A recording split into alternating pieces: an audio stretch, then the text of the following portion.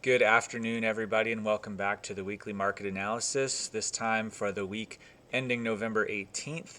I hope you've had a great week. Next week is the Thanksgiving holiday, so we're going to change up the schedule a little bit. We might do a video Friday, I'm not really sure, next week after Thanksgiving. But this week, not a ton of economic data to go over. We'll just do a real quick run through of the markets, but I do want to kind of start off with a look at some of the data that did come in. So um, during the week, some notable little bits that came in. So the PPI, it's a little bit small on the screen. I apologize. The PPI actually came in below expectation, which kind of is like a capper to the inflation data that we got last week, which was where uh, the headline and core inflation all came in below expectation, and so the markets definitely had a pretty considerable down day on Tuesday. What's really interesting is to see that was the day that the dollar spiked down to about a little. Let's see, what was the low was 105.34. And then when you look at like the S&P 500, we had a spike up on Tuesday, but it gave it back, and and it's kind of interesting to think about that. But I do want to let me go back really quick. So we had that come in. Retail sales came in, and that was actually higher than expectation and higher than last month on both counts, significantly higher, which is actually a really big deal. So this narrative that we're falling off a cliff economically is like, at least in terms of the coincident and lagging indicators, is actually showing the economy is hot, red hot.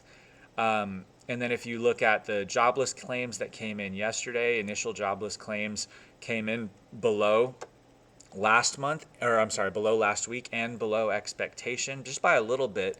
But a lot of people have been looking for these numbers to just continue to go up, and that's not what's happening. Housing starts and building permits both were up above expectation, down from last month, but above expectation.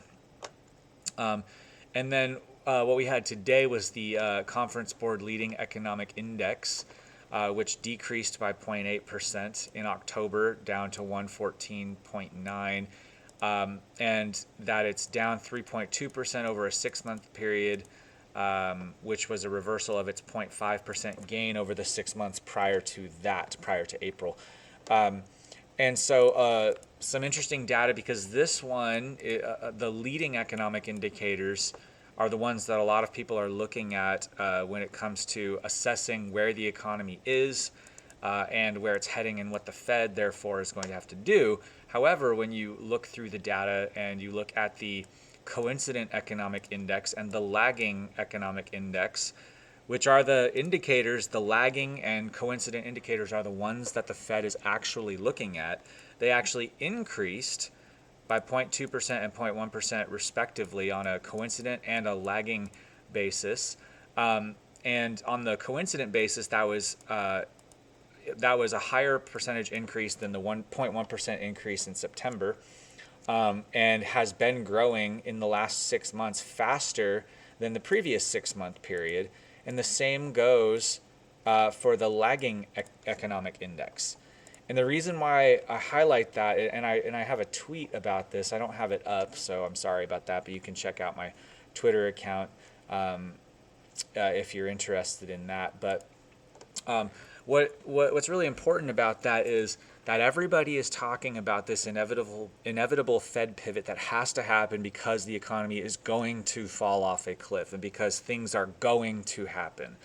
And the reality that I don't think a lot of people are considering is that that the only thing that is certain is what is currently and what has been before. And so the Fed is not going to make policy decisions based on something that is not certain. So this leading economic index, it's suggestive of what could come, but it's not a guarantee of what could come. And you can't make policy choices based on a possibility that might not happen. And I know that's something that a lot of people won't want to hear. A lot of people are convinced beyond all doubt, beyond, you know, they're all, people are all convinced that they know exactly what is going to happen with the economy, and the indicators of things that are current or coincident and that are lagging are not showing what everybody else is calling for. And so the Fed is in a position where they can't, they're not like, I think this is something we don't appreciate. They're not in a position where they are able to make a policy decision based on what might happen, because all we know is that they have a credibility problem, and they can't pivot until inflation on the lagging indicators, right? Inflation indicators are lagging. They can't pivot until the lagging indicators show that inflation has been down for a period of time. And they won't be convinced that the economy is in any trouble until the coincident and lagging indicators are showing that the economy is in trouble. So that little diatribe is because right now the market is continuing to look forward to this Fed pivot, because everyone thinks it's going to be sooner, and everyone's like starting to position already into assets in preparation for that. But a lot of that momentum is already dying out, and there's been some stories on the interwebs about a lot of long only type funds are actually selling. They're not going short per se, but they're selling into the strength that we've seen the last couple of days. And basically ever since the non-farm payrolls report, and then also the CPI report, we've seen these really, really huge moves down in the dollar index. And that has provided a lot of the fuel for rallies in, say, things like gold, and then also in the tech, and to some degree in small caps, although in small caps and whatnot, they haven't seen a huge gain from those things. The Nasdaq saw some big gains because it was lagging. It had been basically going sideways. We've also seen a decline in the yields. The big down day came on the CPI print. And what's interesting is we haven't made if you want to go from this swing low from October 4th, that's what I'm watching. I'm watching to see if price gets kind of below around that level. And so far we haven't. So I think that that's something that we need to be aware of. And then on the DXY, this was like a work of art. Last week, live as I was recording the video, I should say, I drew this yellow line, and I said that I would be watching for price to potentially bounce right there to see what would happen if price hit that level. And that's where we wicked to and caught support. And I think that's important because on a trending basis, what you want to see is the series of lower lows and lower highs. And I'm watching this as a pivot point, because I think that that's the major low that needs to get crossed in order for this to confirm the change in trend. For all we know, this could be just a really, really large pause, akin to, over here back in into into November and in December, January, and February, where the dollar basically went sideways for all these months. And I did also see, the reason this green arrow is there, I don't have the tweet up, but I saw this tweet that talked about the net short position on the dollar. That is like we have, or I should say, let me rephrase. We have a net short position on the dollar for the first time since July of 2021.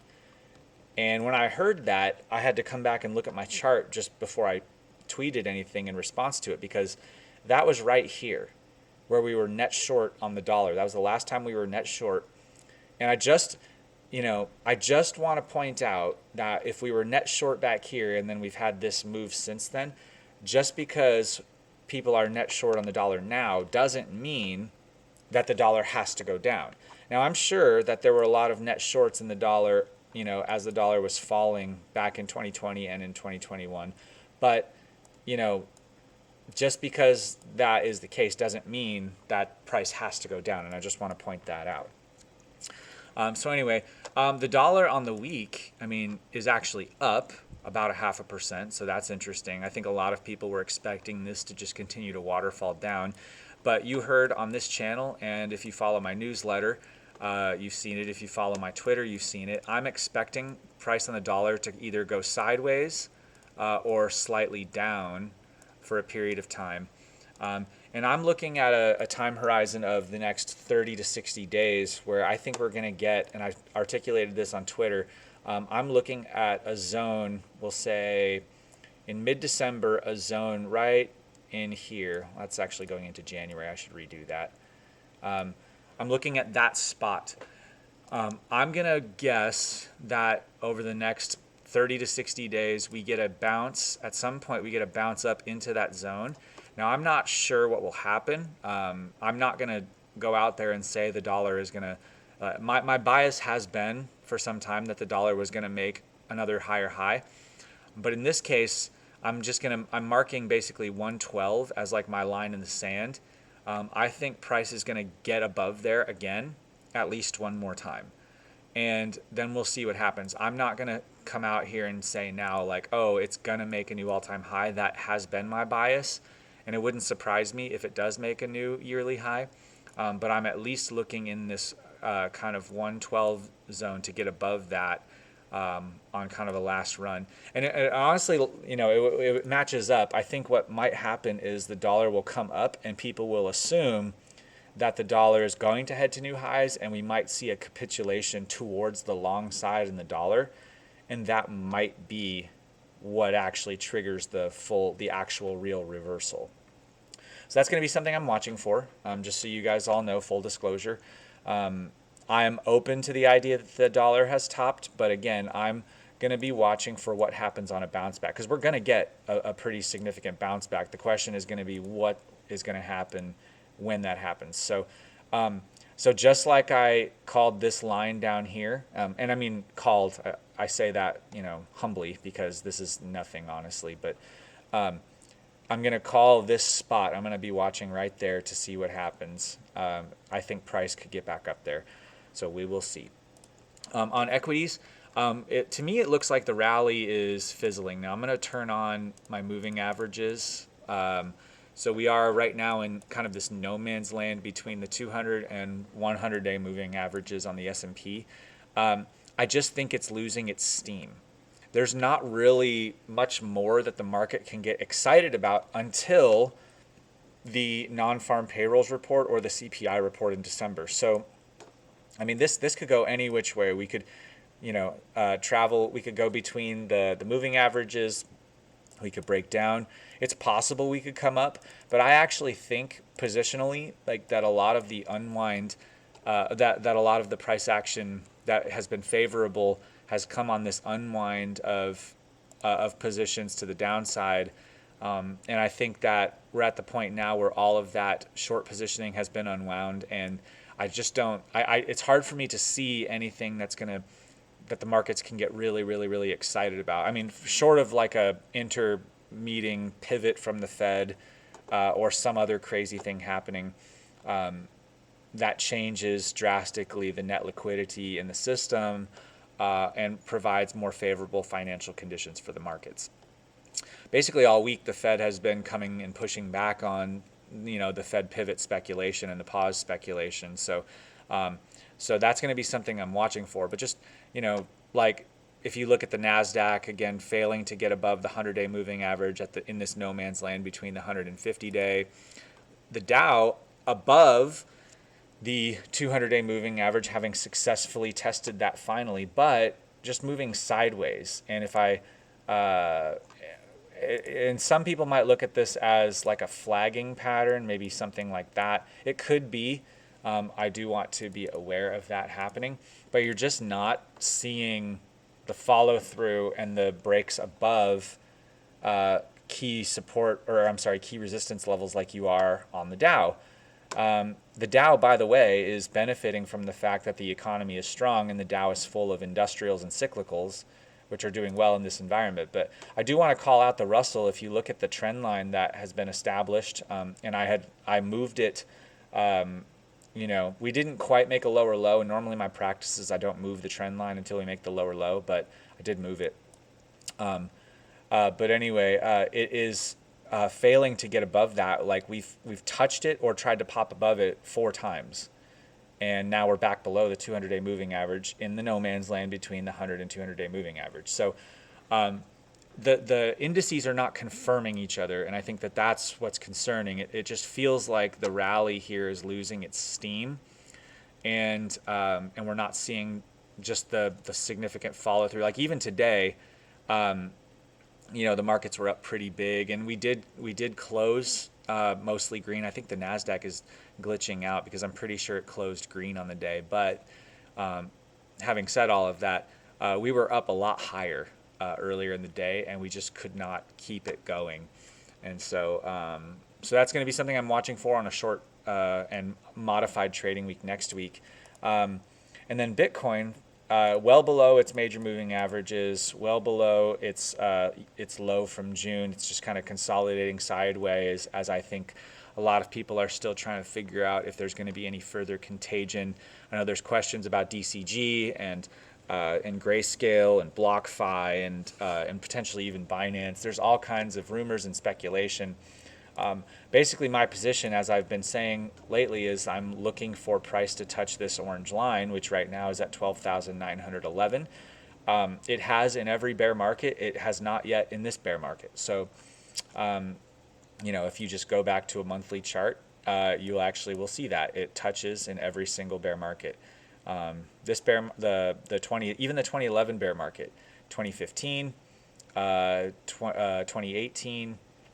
But has not yet touched it in this bear market. So that's something that I'm going to call out. And if it does cross, that's going to be where I take a really significant position. I just want to call that out. Gold. Gold is way overbought. A lot of people confused about gold. I had a tweet about that. Long story short, gold has been performing strongly because of all of the speculation about growth coming off. And also the Fed pivot.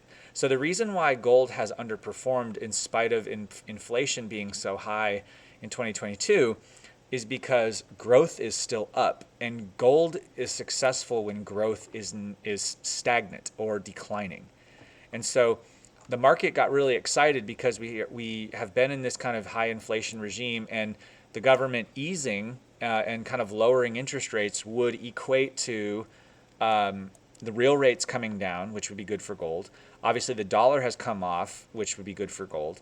And the market is looking ahead to a time where growth is going to significantly decelerate and stagnate and potentially go negative, which is also good for gold. So I think that the market's going to come back to reality. I think this is going to come back down below 1,700 again. Not sure how low it'll go, but I think it will come down below 1,700 again over the next couple of weeks. That's just my guess. And then crude oil, super disappointing. This actually kind of looks like it wants to roll over. So price came down, and now it's kind of going like this. So even though the fundamentals seem to be positive for crude oil, price is not acting that way. And I think this is investors trying to force the oil market down. And I think that that's trying to get ahead of the recession trade, which again is supposed to be demand destruction. But it's just interesting. And obviously, if oil stays down, then the headline inflation will stay down as well. And so you just want to. It's just interesting to see. I think investors are trying to keep oil crushed and suppressed. Obviously, the Biden administration wants oil to stay down. With China not reopening, that's keeping oil down as well. Any of those things change though, and oil is going to be, that fundamental picture is going to come into play. So I just want to call that out as well. Anyway, that's my look at the markets. Super quick this week, or relatively quick. I hope you guys have a great weekend, and I'll see you guys at some point next week.